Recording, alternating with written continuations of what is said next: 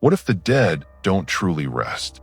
What if every whisper you hear in the dark isn't the wind, but a voice from the past, calling out to be heard? Tonight, we uncover the haunting truth buried deep within Ravenshade Cemetery, a place older than the town itself. Locals say it's cursed. Visitors claim to hear faint voices calling their names. And those who dare to stay after midnight never speak of what they saw again.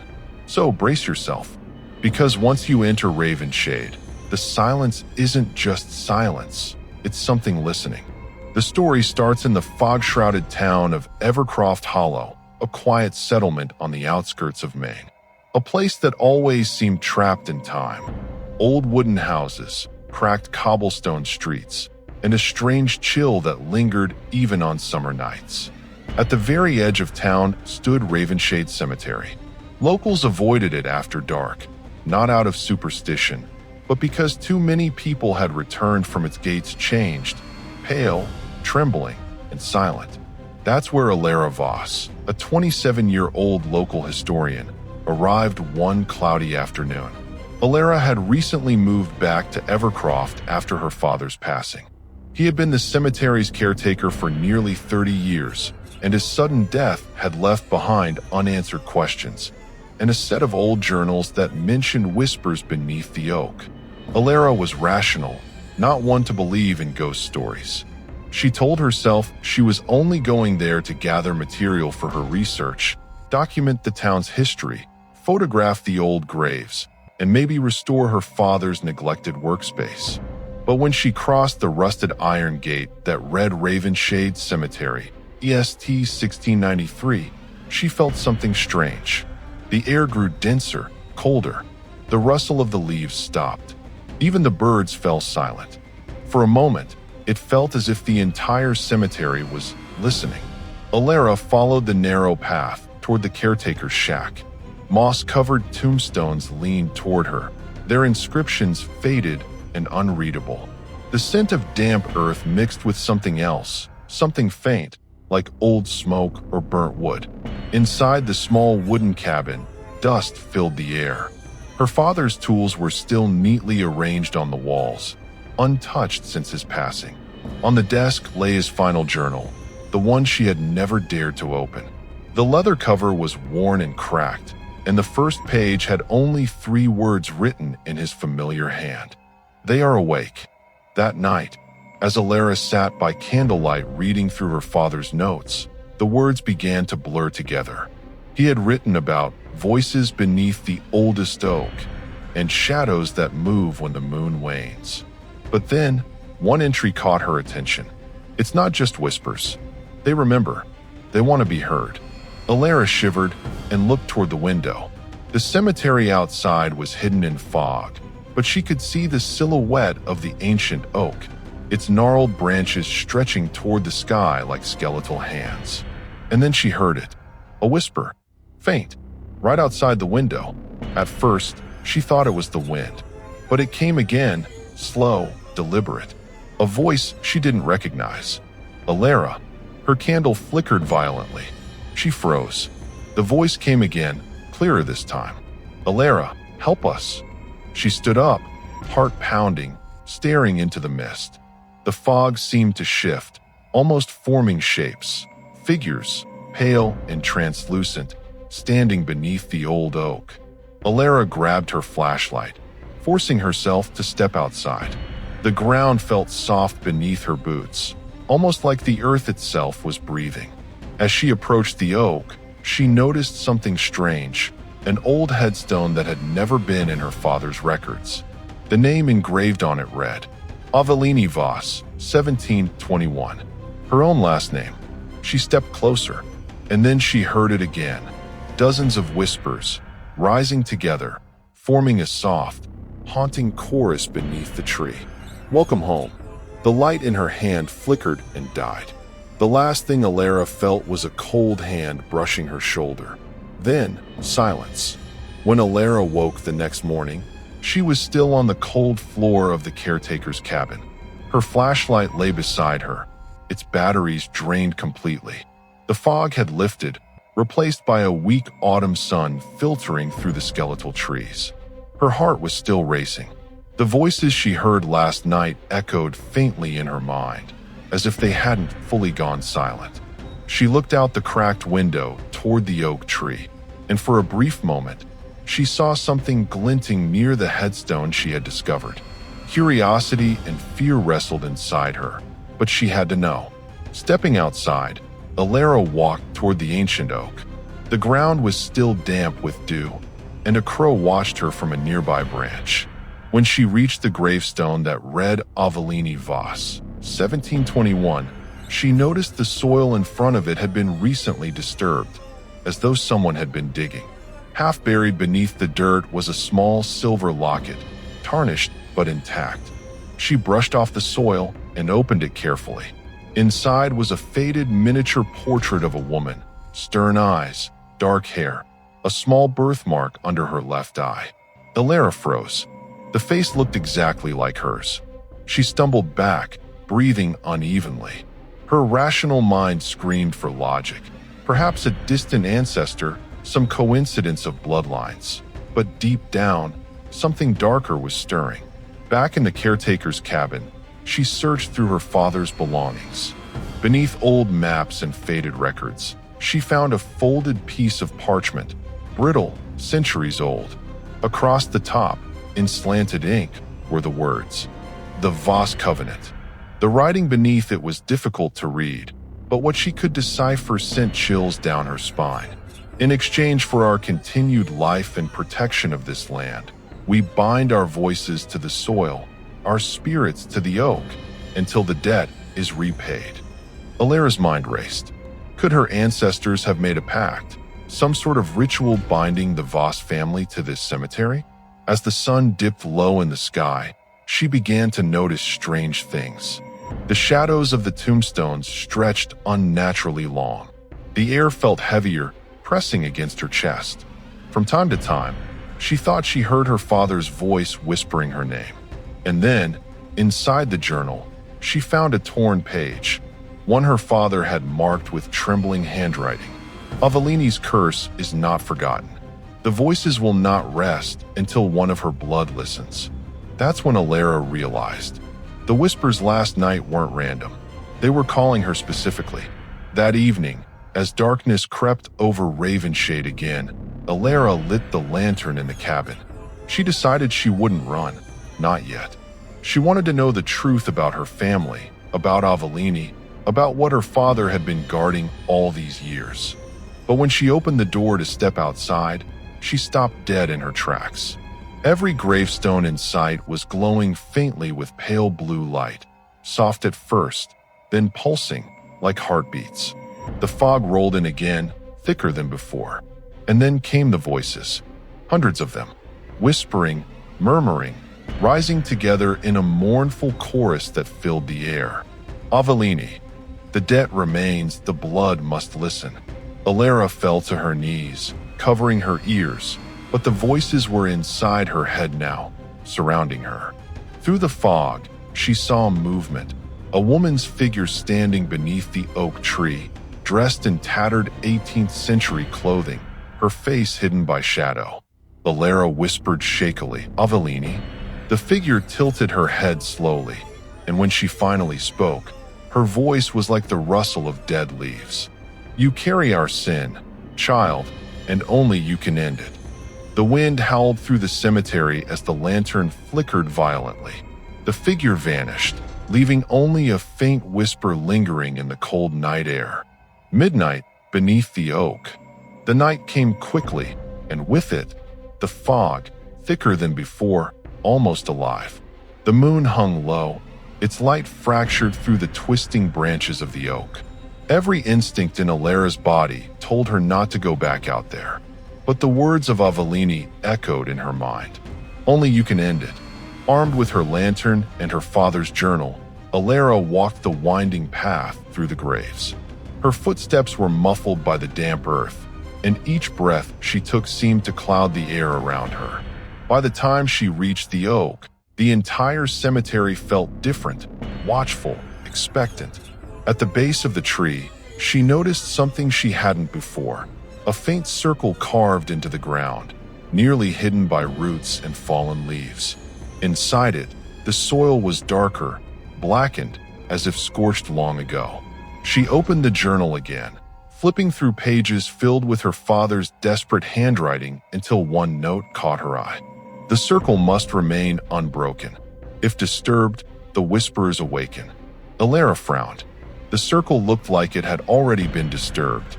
The soil had been shifted, dug up recently, just like near Avellini's grave. Then she saw it. A small, rusted tin box half buried in the dirt. Her hands trembled as she pried it open. Inside was a single piece of parchment, so old it nearly fell apart as she unfolded it. The ink was faded, but the words were legible. In exchange for protection, we give voice to the dead. The first daughter of each bloodline shall hear their call. When the bloodline ends, so shall the silence. Alara's breath hitched. The first daughter, that was her. Before she could process the revelation, the ground beneath her began to tremble slightly, soft at first, then stronger. She stumbled backward as the roots of the oak shuddered, groaning as if something deep below was moving. A whisper floated up from the soil, then another, and another. Dozens of voices, tangled together, pleading and wailing. "Free us. We kept the vow," Avellini promised. Alara dropped the lantern in panic, the light spilling over the graves as shadows danced wildly. She backed away, but the voices followed her, rising, overlapping, surrounding her in a maddening chorus. "You are her blood." The final voice. "Speak the words." She turned to run, but froze when she saw the ghostly figure of Avellini standing in her path again. This time, her face was clearer, pale, sorrowful, but her eyes burned with a faint silver glow. "Avellini, what do you want from me?" Alara shouted, her voice breaking. Avellini stepped closer, the air turning icy around her. "It was never what I wanted," she whispered. "Our family made a promise to guard the souls trapped here. They were victims of a fire long ago, souls without rest. I bound them here to protect them from something worse." Alara's eyes widened. Something worse? What could be worse than this? Avellini's expression darkened. The thing that caused the fire. Before Alara could speak again, the wind shifted violently. The fog turned thick and black, swallowing the graves around them. From somewhere deep beneath the oak came a rumbling, like stone cracking open. The voices changed, no longer pleading, but screaming. Avellini looked toward the ground, panic flashing across her face. "It's waking. You must seal the circle before it breaks through." Alara stumbled forward, grabbing the fallen lantern and lighting it again. "How do I seal it?" she shouted. Avellini's fading form pointed to the journal clutched in Alara's hand. The words, "Your father knew them. Speak them aloud before the hour passes, or Ravenshade will fall." Alara flipped through the pages desperately, her shaking fingers tracing over her father's last notes until she found a page marked in red ink. The words were Old Latin, scrawled beneath the heading "The Binding." Her voice trembled as she read them aloud. As the last syllable left her lips, a shockwave rippled through the cemetery. The ground split open beneath the oak, and a blinding light erupted from the soil, followed by a shriek so piercing it silenced the night itself. When the light faded, Avellini was gone. The whispers were gone, and Ravenshade Cemetery fell into a heavy, unnatural stillness. Alara collapsed to her knees, gasping. For the first time since her arrival, the air felt calm, peaceful. But then, she noticed the lantern beside her flicker one last time. In its dim light, she saw something freshly carved into the bark of the oak. The debt is not yet paid. The following day dawned gray and cold. The fog had finally lifted, but Ravenshade didn't feel any lighter. The silence that hung over the cemetery was unnatural, oppressive. Even the air seemed to hum faintly, as if holding its breath. Alara barely slept. Her dreams were filled with fire, walls of flame devouring wooden houses, screams echoing through smoke, and the shadow of something moving in the inferno. Each time she awoke, She could still smell the burning. She needed answers, not legends, not whispers, but proof. In the small-town library of Evercroft Hollow, Alara began searching through old town records. Most of the documents about Ravenshade were destroyed in an accidental fire in 1819. But in a collection of old parish journals, she found a single entry that hadn't been cataloged. It was dated October 12, 1721, the same year Avellini Voss died. The page was scorched along the edges, but the writing remained legible. The fire began in the burial grounds. The priest warned of voices calling from the earth. He said they had awakened something buried before the church was built. Those who heard it never survived the night. Alara's blood ran cold. Ravenshade Cemetery wasn't built over graves. It was built over something older. As the sun began to set, she returned to the caretaker's cabin. The air inside was thick and heavy, and the scent of smoke seemed stronger than before. When she looked at her father's old mirror by the door, she froze. There was soot on her face, but she hadn't been near a fire. Her reflection flickered, and for just an instant, the woman in the mirror wasn't her. It was Avellini, and behind her, something dark, shapeless, with burning eyes. Alara stumbled back, knocking the lantern to the floor. "No," she whispered. "You were supposed to be free." But then Avellini's voice echoed faintly through the air, calm, sorrowful, and urgent. "You freed us, Alara, but not it." That night, the wind picked up again, carrying the faint scent of ash through the trees.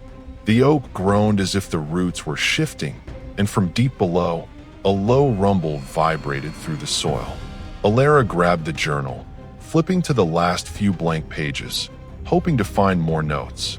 Instead, she saw something new, fresh ink bleeding across the page before her eyes. Words were writing themselves. The fire was not of this world. It sleeps beneath the soil. It feeds on silence, on sorrow, on the forgotten dead. And now it knows your name. A sudden gust blew the door open, slamming it against the wall. Alara turned, the lantern flickering wildly. And there, just outside, she saw glowing embers scattered along the path. They weren't falling from the sky. They were rising from the ground. She ran toward the oak tree, heart pounding, the night alive with whispers once again. But this time they weren't pleading. They were screaming. "It wakes. The seal is broken. Run, child of fire." The soil beneath the oak began to split, glowing cracks spreading outward like veins of molten lava.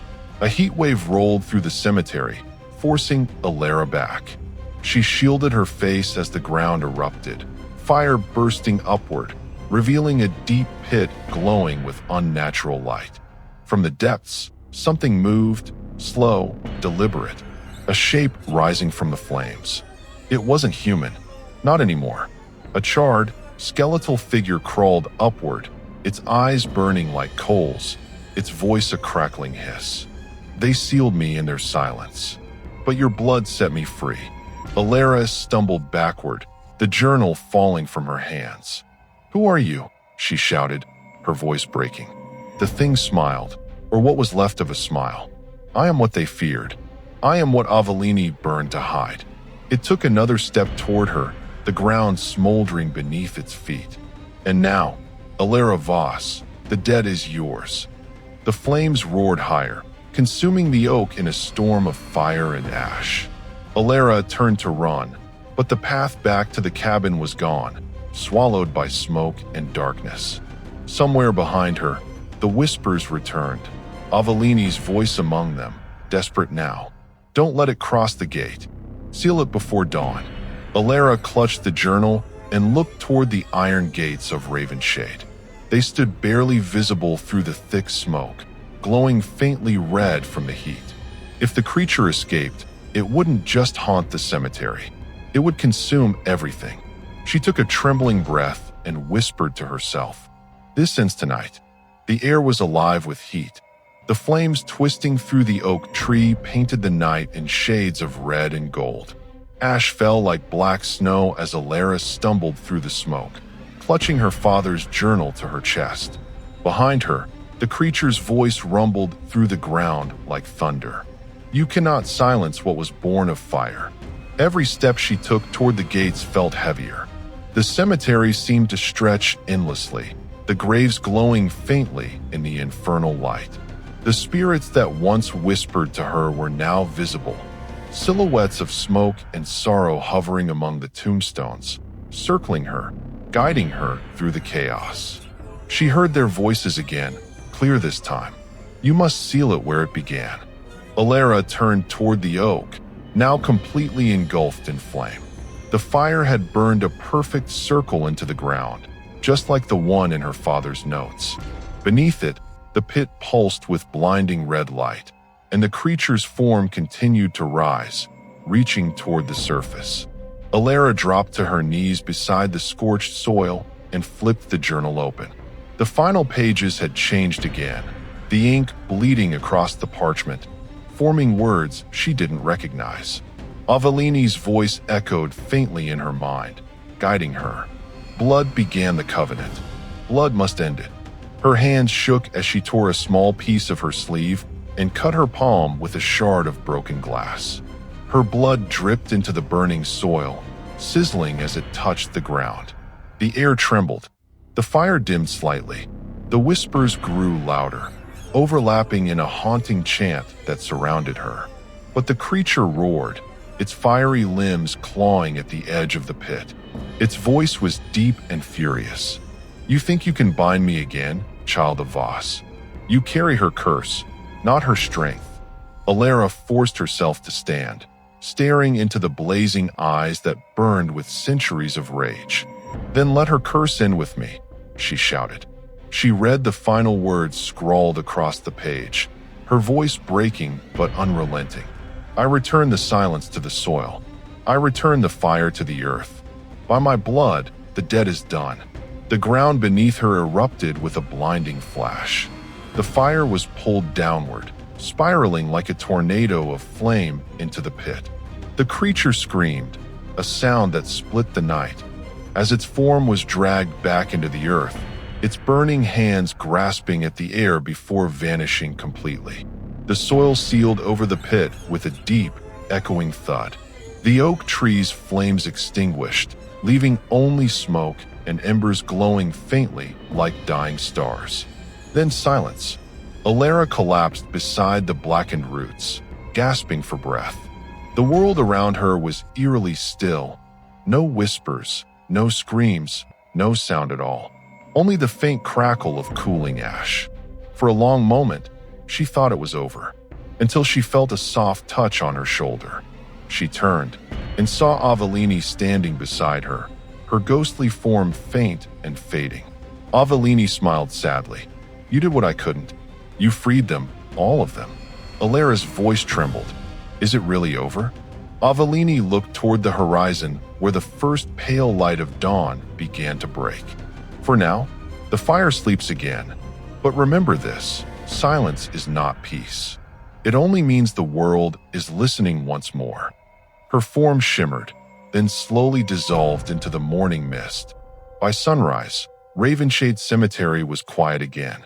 The oak stood blackened but still standing, its roots now cool beneath the soil. Alara walked to the gates, her father's journal pressed to her chest, and glanced back one last time. The graves looked peaceful, the fog rolling gently across them like a protective veil. But as she turned to leave, a faint whisper drifted through the still air, so soft it could have been the wind. Thank you, Alara. She smiled faintly, whispering back, rest now. And as she stepped beyond the rusted gate, the words etched into the archway, Ravenshade Cemetery, ST 1693, seemed to glimmer faintly in the rising sun. If you made it this far, you're braver than most. But tell me, would you dare to walk through Ravenshade Cemetery after midnight? If this story sent chills down your spine, don't forget to like, subscribe, and share this video with someone who loves the thrill of a good haunting. And in the comments, tell us if you've ever visited a place that felt alive with whispers of its own. Until next time, keep your lights on and listen carefully. Because sometimes the silence is only waiting to speak.